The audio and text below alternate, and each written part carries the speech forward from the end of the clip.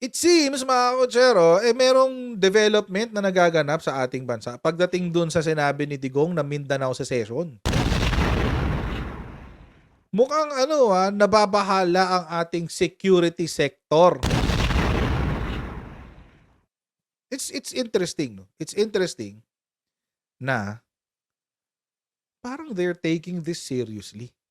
Sunod-sunod naglabasan ng statement ang security sector natin.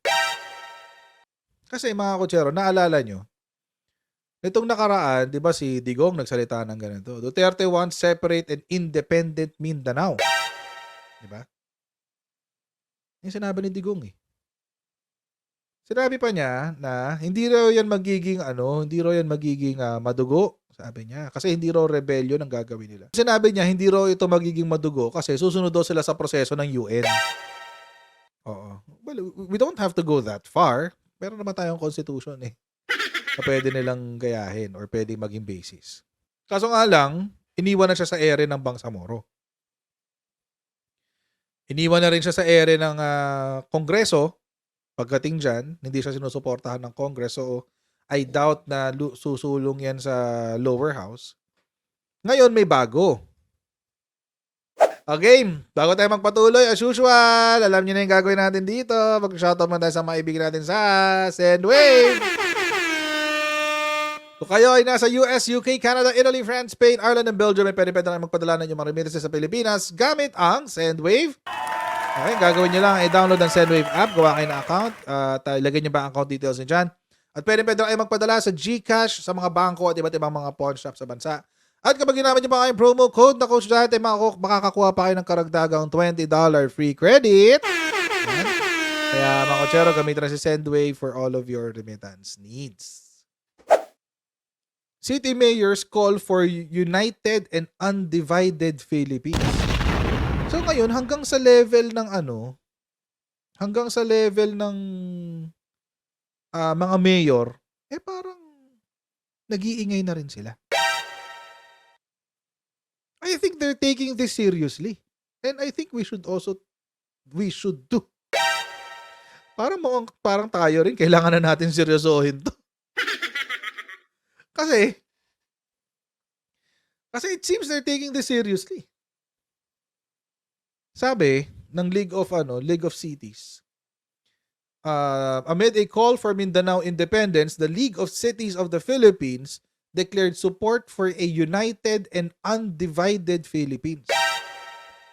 Mukhang hindi na lang to tungkol sa anti-Duterte ka ba o pro-Duterte. Mukhang hindi na ganoon ang usapan, guys. Mukhang nag-e-evolve na ang usapan. Mukhang hindi na siya tungkol lang to sa politika. Hindi na lang to tungkol sa political survival, guys. Mukhang meron ng something going on. Kasi dumadami at saka lumalala yung sitwasyon. Lumalala pala yung rhetoric. Nasabi, the League of Cities of the Philippines supports the Department of Interior and Local Government on its call for a united country to continue our achievements in peace, progress, and prosperity. Yan ang sinabi. Si Mike Rama to, mayor ng Cebu.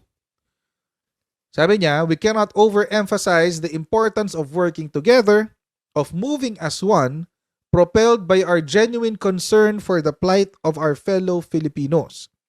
Now more than ever, we should be guided by compassion and sensitivity to attain progress together. Yun. Ayun ang dyan. Yun ang mabigat dyan. Nauubusan na ng kakampi si Digong. Nauubusan na siya ng kakampi. The League supports the duly constituted authority and remains steadfast in upholding the Constitution. We must continue to be guided by a selfless service, a hallmark of genuine public servants. Our strength as a nation lies in our ability to rise above partnership and self-interest. Our nemesis is a divided nation. We are stronger when we are united through God's blessings. Yan. So, mukhang nawawala na ng kakampi si Digong dito sa And I guess this is also a wake-up call to them. Parang wake-up call na rin sa kanila to eh. Na kahit influential kayo before, it only applies to before. It will not be, hindi siya katulad ng iba dyan na akala nila na ang impluwensya longer lasting. Mukhang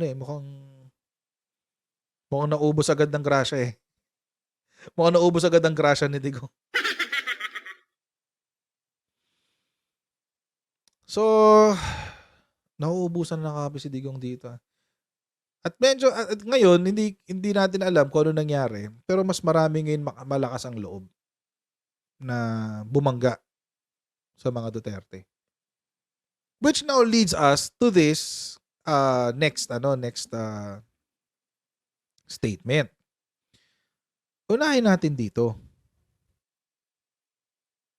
Unahin natin sa National Security Council. Yan. NSC. Office of the President kay Eduardo Año. Kahapon lang nirelease to. So ang sabi, in the recent calls to separate Mindanao from the rest of the Philippines, we underscore the importance of national unity, security, and stability. Yan daw ang kanilang posisyon. Okay lang naman yan. Dito ako medyo nagulat dito sa parte na to. Yung naka-square. Ang sabi, the national government will not hesitate to use its authority and forces to quell and stop any and all attempts to dismember the republic. Any attempt to secede any part of the Philippines will be met by the government with resolute force as it remains steadfast in securing the sovereignty and integrity of the national territory.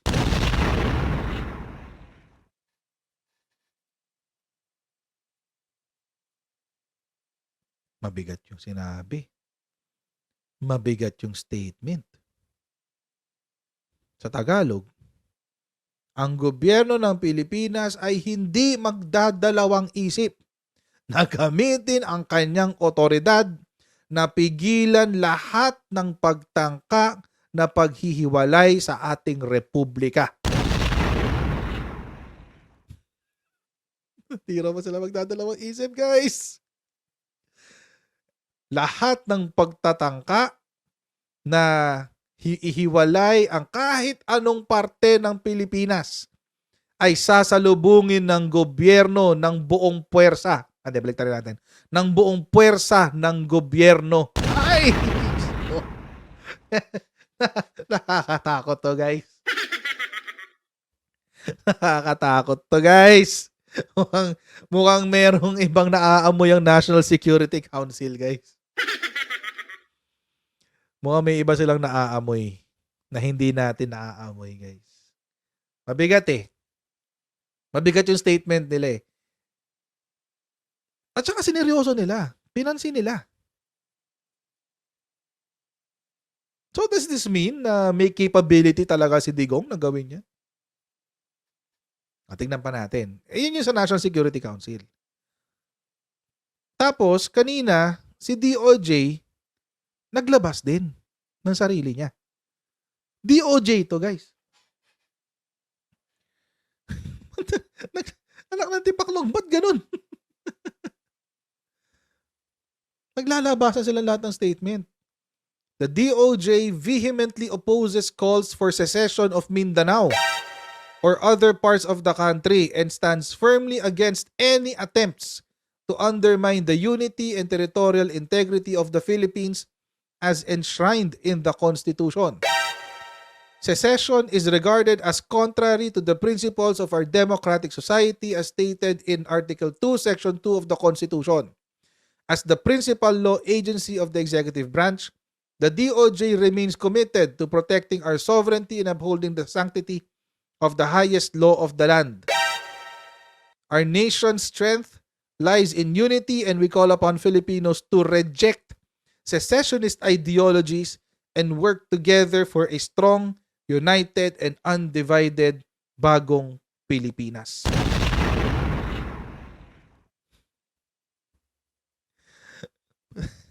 Tatay Diggs! Gising-gising na tayo, sir! mukhang mukhang sineseryoso ng maigi ng gobyerno yung iyong panawagan. I don't think they're threatened though. I don't think the government is threatened. Pero siniseryoso nila yung threat. Siniseryoso nila yung threat. Ito yung pinaka-latest. Ito yung matindi rin to. Department of National Defense to, guys. Department of National Defense to, guys. Ang Department of National Defense ang representante ng ating hukbong sangdatahan sa Executive Department. So, mabigat tong statement na to. Oh. The mandate of the Department of National Defense is to secure the sovereignty of the state and integrity of the national territory as enshrined in the Constitution. We will strictly enforce this mandate whether externally or internally. Ay, Diyos ko. Kay Sec Gibo yan ang galing. And mga kutsero in fairness, itong si Sec Gibo, kaibigan to ng parehong kampo. Kaibigan to ng Duterte, kaibigan din siya ng mga Marcoses. In fact, if I'm not mistaken, malayong pinsan pa nga yata to si Gibo. Sa Aquino pala yun. Aquino pala. Sorry. Malayong pinsan siya ng mga Aquino. Pero, doon siya sa doon siya sa Cojuangco side na kaibigan ni Apo Lakay, if I'm not mistaken. Kasi merong ganun. Nahati kasi yung Cojuangco sa dalawa. Isang Cojuangco na anti-Marcos, yung Kalakori. Tapos isang Cojuangco na pro-Marcos. Tapos andun si Gibo. So yun.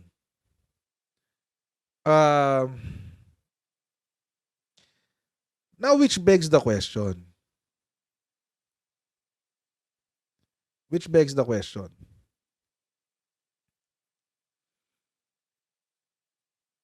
Is Duterte now, is Digong Duterte, si Xi Digong, is he a threat to our national sovereignty?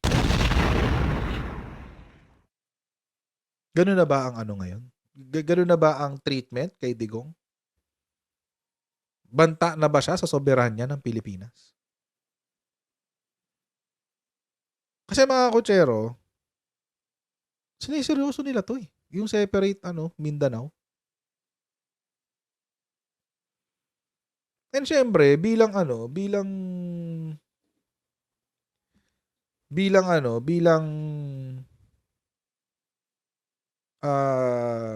hukbong sandatahan at security sector, si National Security Council, si Department of National Defense, and also before naglabas na ng statement din ng AFP natin tungkol dyan. And they're taking this seriously. And I'm sure na meron silang dyan, intelligence.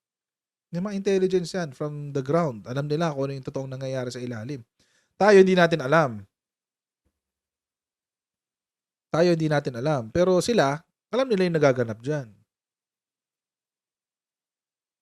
So is there an effort really to make this serious, to take this seriously?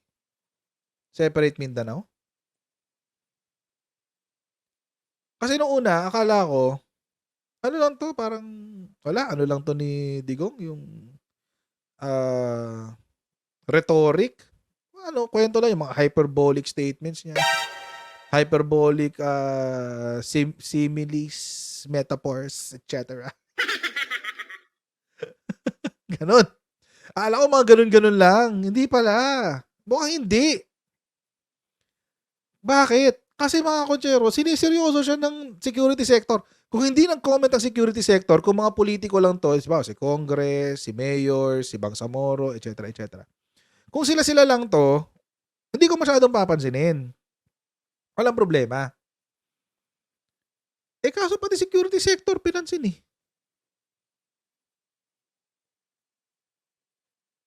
So now, kanina iniisip ko, kaya ako nasabi kanina, is Digong the new Nur Miswari?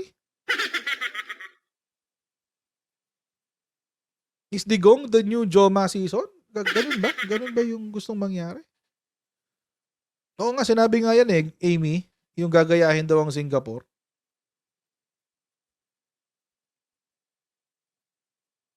So, hindi natin alam what the intelligence sector or what the security sector is thinking right now, or we don't know the information that they have. Pero whatever information they have, napilitan sila na maglabas ng ganitong klaseng statement.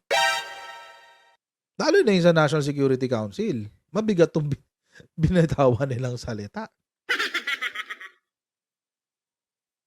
Kapag pinilit nyo o pag kayo nag-try na humiwalay sa Pilipinas, haharapin kayo ng buong puwersa ng gobyerno.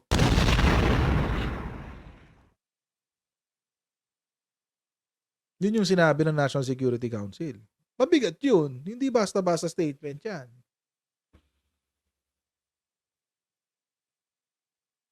Wag naman sana. Wag naman sana ang ganun. Baka daw may nanghihikayat. Hindi ako magtataka kung meron. Pero wag naman sana. Wag niyo naman paglaruan yung taong bayan ng ganito. Wag niyo naman paglaro. 'Di ba? Hindi ko nagigets eh. Para saan? Siguro isa sa mga information na meron sila, meron ng mahigit 300 baril ito si Digong. Kaya medyo siniseryoso nila. Kasi of course, kapag nakabuo ka naman ng private army na merong 300, may puwersa ka na. Nasa likod mo pa ang China. So, hindi malayo. Hindi malayo na merong magawa. Diba? Medyo may Martin Andanar pa. So, medyo nakakabahala itong mga statement ng DND, DOJ, tsaka National Security Council. Kasi sabihin, it's a serious threat. At may alam sila na hindi natin alam. Sana, hanggang dun lang siya. Hanggang, di ba? Sana matauhan tong mga to.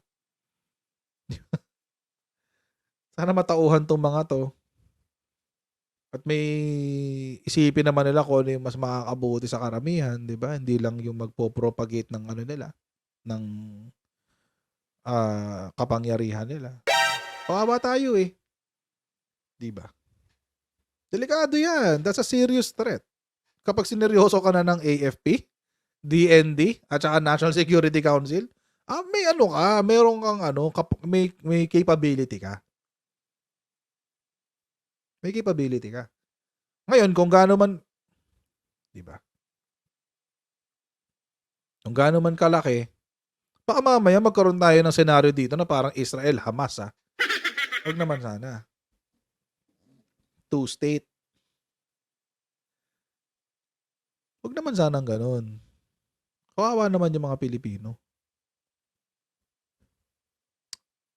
Minsan talaga, hindi mo alam kung anong nakakain ni Digong eh. Ba't siya nagsasalita ng mga ganyan eh. Huwag naman sana. Kasi tayong kawawa dyan eh. Kapag, let's say, nagkaroon ng putukan talaga, tapos nagkaroon ng secession, tayong kawawa dyan guys. Maniwala kayo. Titigil ang investments, babagsak na naman ng economy. Ang hirap nun guys. Huwag na tayong ganun. Kawawa naman mga anak natin. Mga apo natin, di ba? Kawawa naman. Tapos yun pa yung laging pan-justify ni Digong. Ginagawa ko to para sa future children. I believe the children are our future. Teach them well and let them lead the way. So sana, yung mga mga actors dito, medyo magising-gising kayo ng konti. Para naman, 'di ba, mahimasmasan man lang kayo ng konti, 'di ba? Wag naman kaming gawing laruan. Kawawa naman kami. So mga kutsero, hanggang dito lang po muna tayo for tonight. Maraming po salamat sa inyo patuloy na pagsuporta sa ating channel. Huwag niyo po kalimutan mag-subscribe sa ating Kutsara YouTube channel at sa ating pong Facebook page. Paki-follow na rin po yan. At paki-like po at share yung ating mga videos, lalo-lalo na po yung mga replays natin. Guys ha, paki-share po yan. At I'll see all of you in our next Coach Jared Live. May God bless. See you next time. Bye!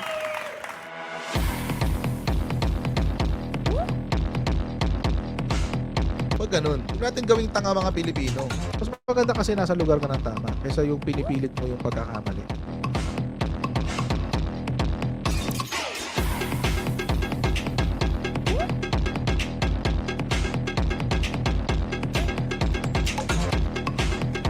Are they willing to go that far? Hindi nakakalimutan ng Pilipino yan hanggat di nasasagot niya. Sino ngayon nagsasabi ng totoo?